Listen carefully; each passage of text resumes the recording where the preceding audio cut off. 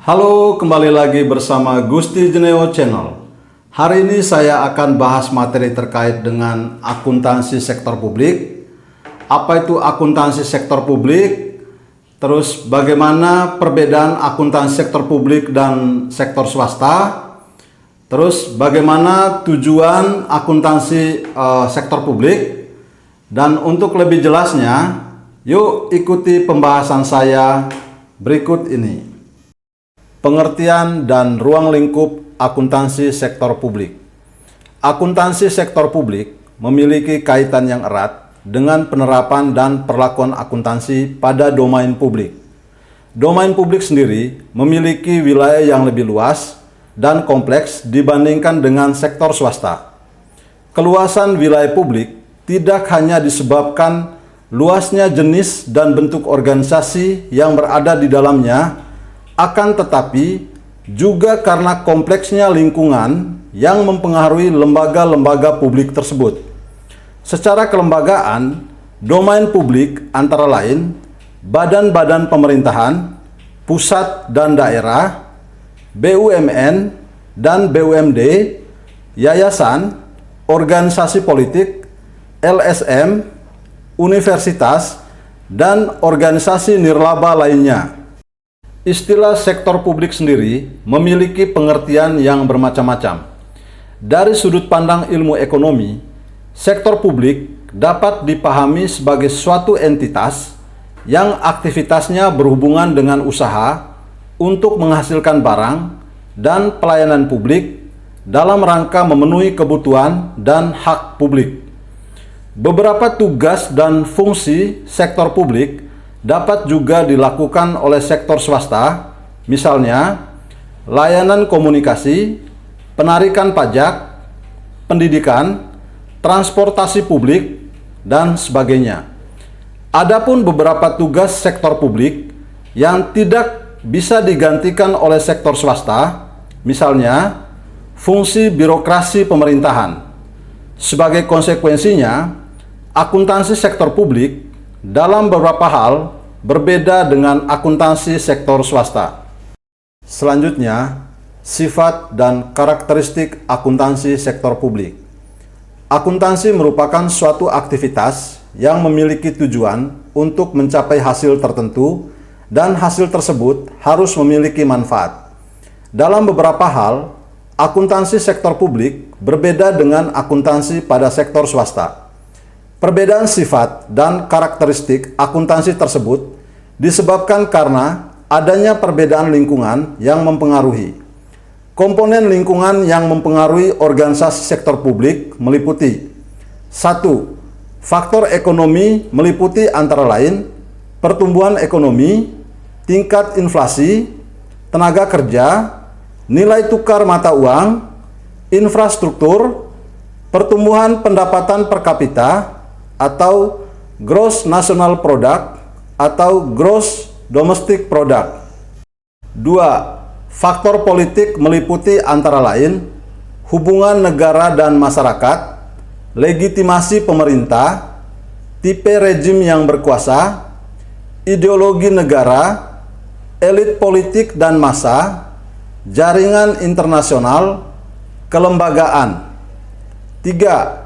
Faktor kultural meliputi antara lain keragaman suku, ras, agama, bahasa dan budaya, sistem nilai di masyarakat, historis, sosiologi masyarakat, karakteristik masyarakat, tingkat pendidikan. 4. Faktor demografi meliputi antara lain pertumbuhan penduduk, struktur usia penduduk, migrasi, tingkat kesehatan.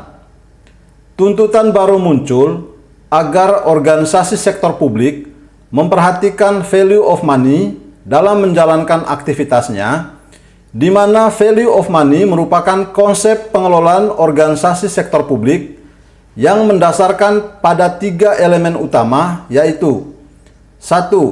Ekonomi, pemerolehan input dengan kualitas tertentu pada harga yang terendah. 2. Efisiensi, pencapaian output yang maksimum dengan input tertentu atau penggunaan input yang terendah untuk mencapai output tertentu. 3. Efektivitas. Tingkat pencapaian hasil program dengan target yang ditetapkan atau perbandingan outcome dengan output. Ketiga hal tersebut merupakan pokok value of money. Terkait dengan value of money, beberapa pihak berpendapat perlu ditambah dua elemen, yaitu keadilan atau equity, mengacu pada adanya kesempatan sosial yang sama untuk mendapatkan pelayanan publik yang berkualitas dan kesejahteraan ekonomi. Pemerataan atau equality, penggunaan uang publik tidak terkonsentrasi pada kelompok tertentu, melainkan secara merata. Manfaat implementasi value of money. 1. Meningkatkan pelayanan publik.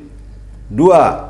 Meningkatkan efektivitas pelayanan publik, pelayanan tepat sasaran. 3. Menurunkan biaya pelayanan publik karena hilangnya inefisiensi dan penghematan dalam penggunaan input.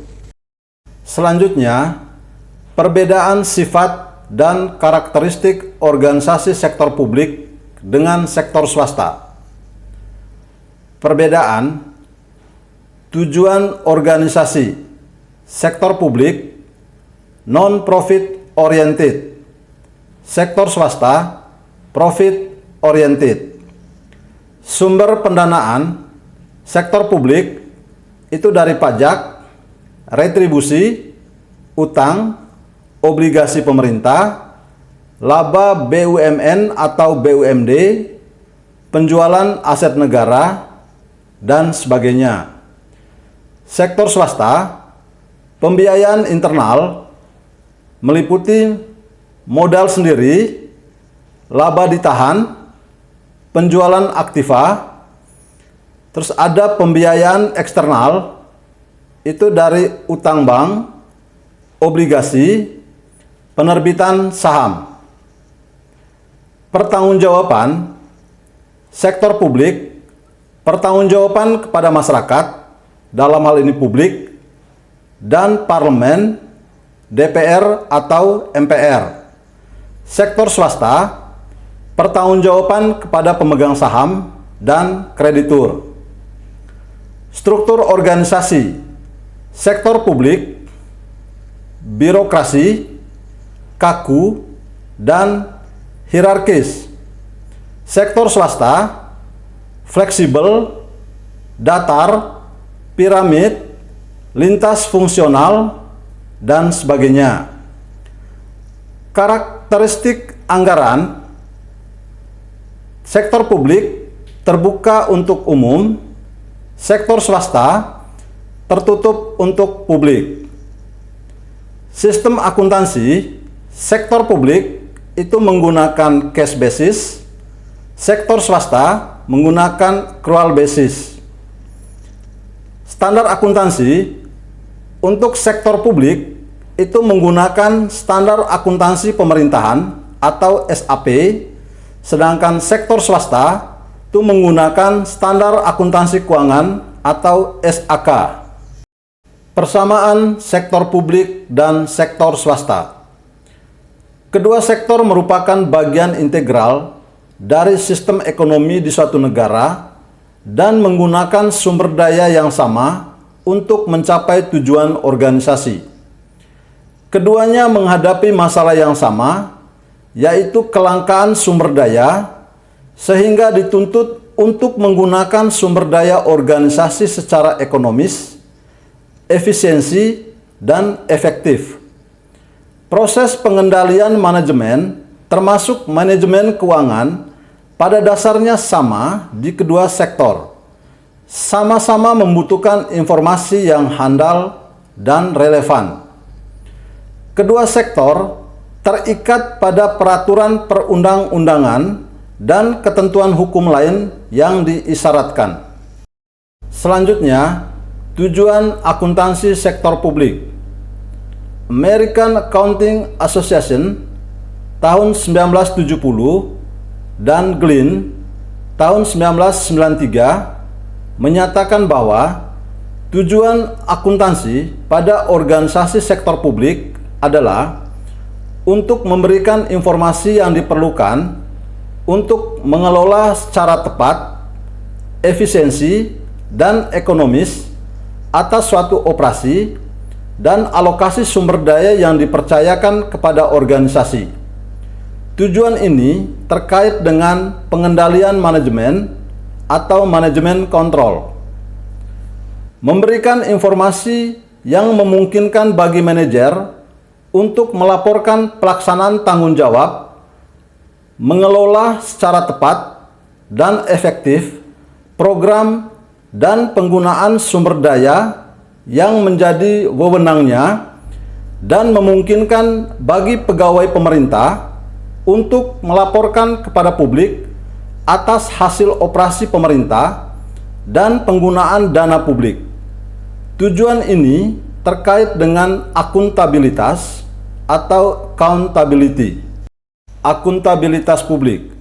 Akuntabilitas publik adalah kewajiban pihak pemegang amanah atau agen untuk memberikan pertanggungjawaban, menyajikan, melaporkan, dan mengungkapkan segala aktivitas dan kegiatan yang menjadi tanggung jawabnya kepada pemberi amanah atau prinsipal yang memiliki hak dan kewajiban untuk meminta pertanggungjawaban tersebut.